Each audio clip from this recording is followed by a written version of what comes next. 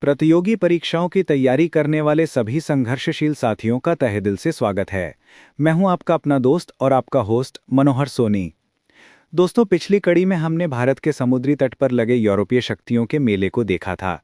हमने जाना कि कैसे पुर्तगाली, डच, डेनिश और फ्रांसीसी एक-एक करके इस दौड़ में शामिल हुए। लेकिन अंत में अंग्रेजों ने अपनी चालाकी, दूरदर्शिता और सैन्य ताकत से सबको पछाड़ दिया। वॉन्डीवॉश की लड़ाई में फ्रांसीसियों को हराकर उन्होंने अपने सबसे बड़े यूरोपीय प्रतिद्वंदी को रास्ते से हटा दिया था। लेकिन दोस्तों, कहानी यहाँ खत्म नहीं होती। असल में असली कहानी तो यहीं से शुरू होती है। अब तक अंग्रेज एक विदेशी कंपनी थे जो दूसरी विदेशी कंपनियों से लड़ रहे थे, लेकिन अब मैदान साफ था। अब उनके सामने थी भारत की रियासतें, कमजोर होता मुगल साम्राज्य और बंगाल, अवध, मैसूर और मराठों जैसी ताकतवर क्षेत्रीय शक्तियां। ये कहानी उस अविश्वसनीय बदलाव की है जिसे इतिहास में आज तक आश्चर्य से देखा जाता है।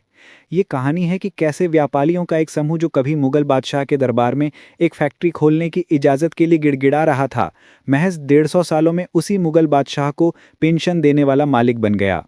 ये कहानी है दुकानदार से सम्राट बनने की। ये कहानी है अंग्रेजी ईस्ट इंडिया कंपनी की, जो दुनिया के इतिहास की सबसे शक्तिशाली और सबसे खतरनाक कॉरपोरेशन बनी।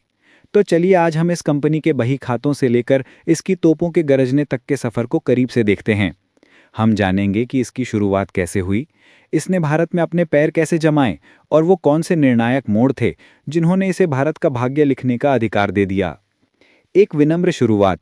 मसालों के व्यापारी, the humble beginnings, merchants of spice. एक, कंपनी का जन्म, फॉर्मेशन ऑफ द कंपनी, 1600। ये कहानी 31 दिसंबर 1600 को लंदन में शुरू हुई।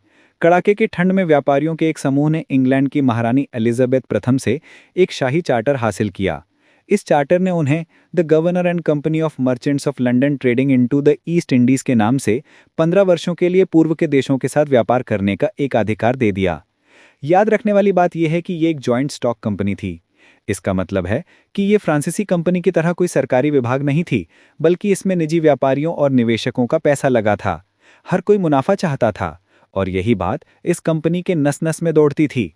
इसका हर फैसला मुनाफे को देखकर लिया जाता था, जो इसे फ्रांसीसियों पर एक बड़ी बढ़त देता था। 2. भारत में पहले कदम, first steps in India. Captain William Hawkins, 1908। Company का जहाज हेक्टर 1908 में सूरत के बंदरगाह पर आकर रुका। जहाज का कप्तान कैप्टन विलियम हॉकिंस मुगल सम्राट जहांगीर के दरबार में पहुंचा। वो तुर्की भाषा बोल सकता था, जिससे उसने जहांगीर को प्रभावित तो कर लिया, लेकिन सूरत में पहले से मौजूद पुर्तगाली व्यापारियों ने उसके खिलाफ जहांगीर के कान भर दिए। नतीजा, हॉकिंस को फैक्ट्री खोलने की स्थायी अनुमति नहीं मिली।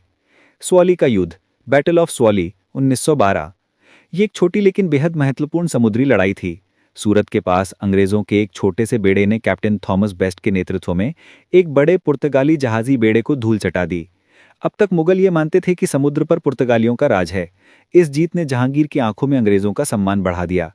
उसे समझ आ गया कि ये नए व्यापारी नौसैनिक रूप से पुर्तगालियों से बेहतर हैं। पहली स्थायी फैक्ट्री, 1913।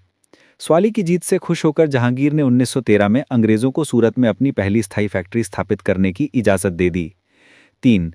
शाही फरमान की तलाश, sir Thomas Roe, the quest for a royal Farman, 1915। Company समझ चुकी थी कि स्थानीय अधिकारियों की दया पर व्यापार करना जोखिम भरा है। उन्हें सीधे मुगल बादशाह से एक शाही आदेश या फरमान चाहिए, जो उन्हें पूरे मुगल साम्राज्य में व्यापार करने की खुली छूट दे दे। इस काम के लिए इंग्लैंड के राजा जेम्स प्रथम ने अपने राजदूत सर थॉमस रो को 1915 में जहांगीर के दरबार में भेजा। रो एक चतुर और धैर्यवान कूटनीतिज्ञ था। वो 3 साल तक मुगल दरबार में रहा। उसने जहांगीर को महंगे तोहफे दिए और अपनी बातों से उसे यकीन दिलाया कि अंग्रेजों के साथ व्यापार करना मुगल साम्राज्य के लिए फायदेमंद होगा। अंततः वो एक शाही फरमान हासिल करने में सफल रहा, जिसने कंपनी को मुगल साम्राज्य के विभिन्न हिस्सों में फैक्ट्रियां स्थापित करने और बिना किसी रोक-टोक के व्यापार करने का अधिकार दे दिया। ये कंपनी के लिए एक बहुत बड़ी कूटनीतिक जीत थी। जड़े जमाना, 3 प्रेसिडेंसियों का उदय, strengthening the roots, rise of the 3 presidencies. फरमान मिलने के बाद कंपनी ने तेजी से भारत के अलग अलग तटों पर अपने पैर फैलाने शुरू कर दिए। उन्होंने 3 प्रमुख केंद्र बनाए जो आगे चलकर ब्रिटिश भारत की 3 राजधानियां या प्रेसिडेंसी बने। पश्चिमी तट पर बम्बई। 1661 में एक दिलचस्प घटना घटी। इंग्लैंड के राजा चार्ल्स द्वितीय की शादी पुर्तगाल की राजकुमारी कैथरीन ऑफ ब्रेगेंजा से हुई। पुर्तगाल के राजा ने अपनी बेटी को दहेज में बॉम्बे का द्वीप दे दिया। चार्ल्स द्वितीय के लिए यह छोटा सा द्वीप किसी काम का नहीं था, इसलिए 1668 में उसने इसे मात्र 10 पाउंड के सालाना किराए पर ईस्ट इंडिया कंपनी को दे दिया। कंपनी ने तुरंत इसकी अहमियत समझी। बॉम्बे सूरत से बेहतर और सुरक्षित बंदरगाह था। जल्द ही कंपनी ने अपना पश्चिमी मुख्यालय सूरत से बॉम्बे स्थानांतरित कर दिया। दक्षिणी तट पर मैड्रास 1639 में कंपनी के एक अधिकारी फ्रांसिस डे ने चंद्रगिरी के स्थानीय राजा से जमीन का एक टुकड़ा पट्टे पर लिया, जिसे आज हम चेन्नई के नाम से जानते हैं। यहीं पर कंपनी ने अपनी पहली बड़ी किलेबंद बस्ती बनाई और उसका नाम रखा फोर्ट सेंट जॉर्ज। यह दक्षिण भारत में ब्रिटिश गतिविधियों का केंद्र बन गया। पूर्वी तट पर कैलकटा बंगाल भारत का सबसे अमीर प्रांत था और कंपनी किसी भी कीमत पर यहां अपना अड्डा बनाना चाहती थी।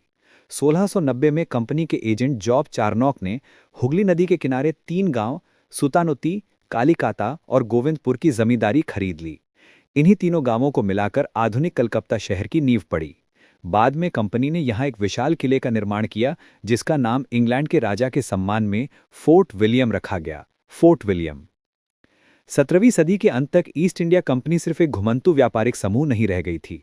वह बॉम्बे, मद्रास और कलकत्ता में अपनी किलेबंद बस्तियों के साथ भारत में एक स्थायी ताकत बन चुकी थी। व्यापारी से शासक, परिवर्तन का दौर, from trader to ruler, the period of transformation. 18वीं सदी की शुरुआत में एक ऐसी घटना घटी जिसने भारत का इतिहास हमेशा के लिए बदल दिया। 1. मुगल साम्राज्य का पतन, decline of the Mughal empire. 1707 में शक्तिशाली मुगल बादशाह औरंगजेब की मृत्यु हो गई। उसकी मृत्यु के बाद विशाल मुगल साम्राज्य ताश के पत्तों की तरह बिखरने लगा। दिल्ली में बैठे उसके उत्तराधिकारी कमजोर और अयोग्य थे। इस राजनीतिक शून्यता का फायदा उठाकर बंगाल, अवध, हैदराबाद और मराठों जैसे प्रांतीय गवर्नरों ने खुद को स्वतंत्र शासक घोषित कर दिया। कंपनी के चालाक निदेशकों ने इस स्थिति को तुरंत भांप लिया। उन्होंने देखा कि भारत अब एक केंद्रीय शक्ति के अधीन नहीं है, बल्कि कई छोटी छोटी आपस में लड़ती हुई रियासतों में बंट गया है। उन्होंने फैसला किया कि अपने व्यापार की रक्षा करने और मुनाफा बढ़ाने का सबसे अच्छा तरीका इन रियासतों की राजनीति में दखल देना है। 2. दस्तक का मिसयूज और बंगाल से टकराव। 1717 में मुगल बादशाह फरूख सियर ने कंपनी को एक और शाही फरमान जारी किया। इस फरमान ने कंपनी को बंगाल में बिना कोई चुंगी या टैक्स दिए मुक्त व्यापार करने का अधिकार दे दिया। इस अधिकार को एक पास या परमिट के जरिए लागू किया जाता था, जिसे दस्तक कहते थे। समस्या तब शुरू हुई जब कंपनी के कर्मचारियों ने इस दस्तक का इस्तेमाल अपने निजी व्यापार के लिए करना शुरू कर दिया। वे अपना निजी सामान भी कंपनी का बताकर बिना टैक्स दिए बेचते थे। इतना ही नहीं, वे पैसे लेकर भारतीय व्यापारियों को भी ये दस्तक बेचने लगे। इससे बंगाल के नवाब को भारी राजस्व का नुकसान हो रहा था। नवाब मुर्शीद कुली खान से लेकर अलीवर्दी खान तक सभी ने इसका विरोध किया, लेकिन कंपनी अपनी मनमानी पर अड़ी रही। यही दस्तक का मुद्दा आगे चलकर बंगाल के नवाब और कंपनी के बीच युद्ध का सबसे बड़ा कारण बना। निर्णायक युद्ध, बंगाल पर कब्जा। अलीवर्दी खान के बाद 1756 में उसका युवा नाती सिराजुद्दौला बंगाल का नवाब बना। वो एक स्वाभिमानी और गर्म मिजाज का शासक था और कंपनी की हरकतों से तंग आ चुका था। उसने कंपनी को 2 टोक कह दिया। 1. किलेबंदी करना बंद करो। 2. दस्तक का दुरुपयोग करना बंद करो और बकाया टैक्स चुकाओ। जब कंपनी ने उसकी बात नहीं मानी तो सिराज ने कलकत्ता पर हमला कर फोर्ट विलियम पर कब्जा कर लिया। 1. प्लासी का युद्ध, बैटल ऑफ प्लासी, 23 जून 1757। एक लड़ाई जो लड़ी ही नहीं गई। कलकत्ता पर कब्जे की खबर जब मद्रास पहुंची तो कंपनी ने रॉबर्ट क्लाइव के नेतृत्व में एक सेना बंगाल भेजी। क्लाइव एक सैनिक से ज्यादा एक शातिर रणनीतिकार था। वो जानता था कि सिराज की विशाल सेना को सीधे युद्ध में हराना मुश्किल है, इसलिए उसने लड़ाई के बजाय साजिश और धोखे का रास्ता चुना। साजिश, क्लाइव ने सिराज के सेनापति मीर जाफर से गुप्त सौदा किया। उसने मीर जाफर को सिराज को धोखा देने के बदले बंगाल का नवाब बनाने का लालच दिया। इस साजिश में बंगाल के बड़े साहूकार जगत सेठ और अधिकारी राय दुर्लभ भी शामिल थे। युद्ध का मैदान, प्लासी के मैदान में सिराज की 50,000 की सेना का सामना क्लाइव की मात्र 3,000 की सेना से हुआ। लेकिन युद्ध शुरू होते ही मीर जाफर और राय दुर्लभ अपनी सेना की बड़ी टुकड़ियों को लेकर चुपचाप खड़े रहे। नवाब की सेना का एक छोटा सा हिस्सा ही वफादारी से लड़ा। सिराजुद्दौला को अपने हार का एहसास हो गया और वो मैदान छोड़कर भाग गया, लेकिन बाद में उसे पकड़कर मार दिया गया। परिणाम, प्लासी कोई वास्तविक युद्ध नहीं था, ये एक सौदा और विश्वासघात था। इस जीत ने रातों रात ईस्ट इंडिया कंपनी को बंगाल का किंग मेकर बना गया। मीर जाफर को गद्दी पर बैठाया गया, लेकिन वो कंपनी के हाथों की कठपुतली था। कंपनी ने मीर जाफर से इतना पैसा और संसाधन वसूला कि बंगाल का खजाना खाली हो गया। इसे प्लासी की लूट या प्लंडर ऑफ प्लासी कहा जाता है। 2. बक्सर का युद्ध, बैटल ऑफ बक्सर, 22 अक्टूबर 1764। एक असली सैन्य जीत। कंपनी की लालच की कोई सीमा नहीं थी।